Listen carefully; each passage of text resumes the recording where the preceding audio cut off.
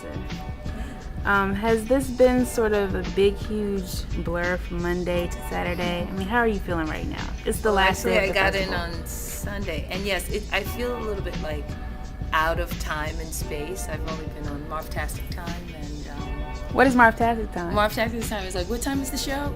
Oh, 3? Oh, you're gonna make that 8 o'clock show? Well, for me, it was like when I got in on Sunday. Is it tech time? Is it rehearsal time? Is it time to do the show? So Marvtastic time is like, let's get ready to do a show, or see a show, or be a show, or create a show, or go to a reading. I mean, there's so many facets of the festival that when I was here in '09 for it, for just a blip on the wall at the gala, and then I didn't even stay long enough to see one play. So I really feel like this is really my first time, and what a wonderful way to come for the first time with my words, and given the opportunity to be loved by the community, and the auspicious undertaking that all this is, historicalness that all this is, and to really get to really live the vision of Larry Leon, and what Miss Hamlin has been able to carry on. So I'm standing on some very strong shoulders, and I'm really, really grateful. And can you tell me a little bit about, just your preparation and perseverance for preparing for Feet on the Ceiling to get ready for the festival? Well, here's what I'm telling you. I have a completed show, or a full hour show, because I had a deadline, because the show must go on August 2nd at the National Black Theater Festival. So what it was it operated as a swift kick in the behind about be ye ready for this thing that you've asked for, this opportunity that you've asked for. So it was great to have that motivation to say, like, in a few months, Mama, you got to really have a show ready, because how was the feedback from it? How was it? I'm so pleased. People really saw themselves. They got it.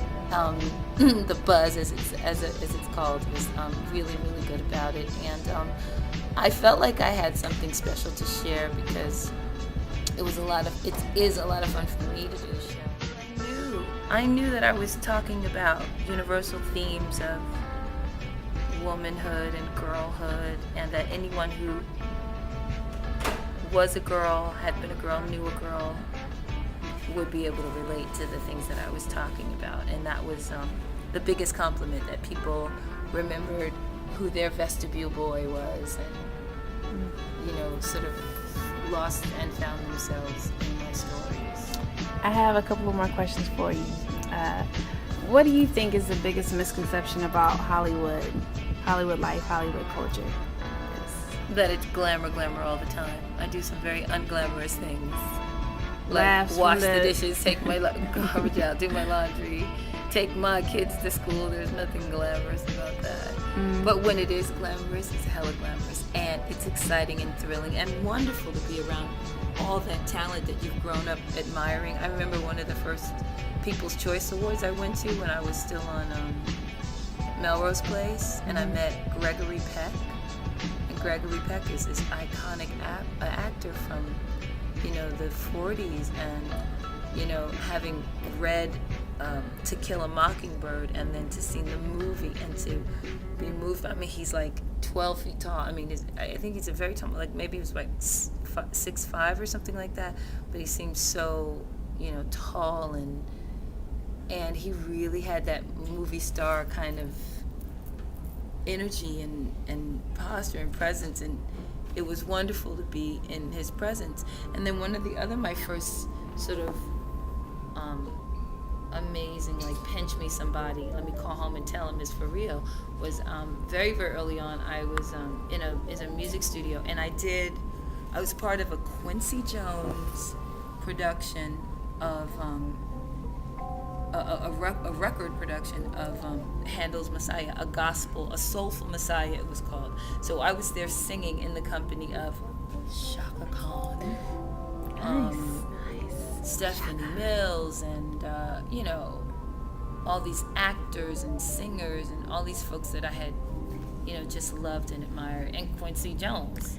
So it's all that grooviness mixed with go get your laundry, go make your breakfast, go get your next gig. And what advice do you have for people who want to act or be successful in this business? Just just raw advice about life or just anything. Well, the advice I give, or I what worked for me, what I think are important values for me as an artist, is to remember that you're an artist and that your talent is wonderful, but your craft will sustain you. What do you mean by that? Sustain you.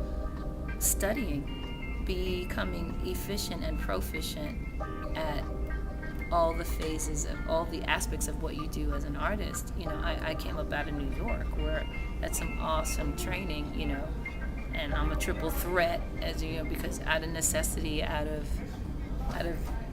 the joy of being able to express on those different platforms, all those many platforms. And so I came to LA, Los Angeles, Hollywood, very, very prepared and therefore respected. And then and then I got rewarded for that kind of talent, craft, meeting opportunity.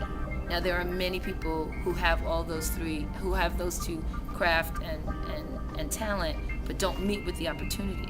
So it's not because I was the most talented, the most crafted, but all those things sort of lined up. They came all together. Yeah, and the thing about that is just to stay in there, to be, it's about tenacity.